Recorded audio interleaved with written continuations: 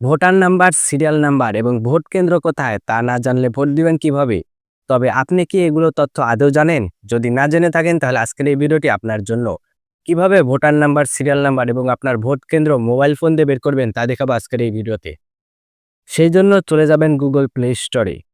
এখানে এসে সার্চ করবেন স্মার্ট ইলেকশন ম্যানেজমেন্ট বিডি লিখে। তারপর এই অ্যাপসটিকে ইনস্টল করে নেবেন। ইনস্টল হতে হতে ভিডিওটি যদি ভালো লাগে তাহলে অবশ্যই লাইক, কমেন্ট, শেয়ার করবেন এবং চ্যানেলে প্রথম হলে অবশ্যই চ্যানেলটাকে সাবস্ক্রাইব করে দিবেন। কারণ আমার চ্যানেলের প্রতিটা ভিডিও আপনাদের কোনো না কোনো কাজে অবশ্যই লাগবে। ইনস্টল হয়ে গেলে অ্যাপসটি ওপেন করবেন। তারপর ইংলিশ অথবা বাংলা সিলেক্ট করবেন। তারপর ন্যাশনাল পার্লামেন্ট ইলেকশনে প্রবেশ করবেন। নিচের দিকে দেখবেন সার্চ অপশন, জাস্ট এটাতে ট্যাপ করবেন। তারপর এখানে এনআইডি কার্ডের নাম্বার বসাবেন।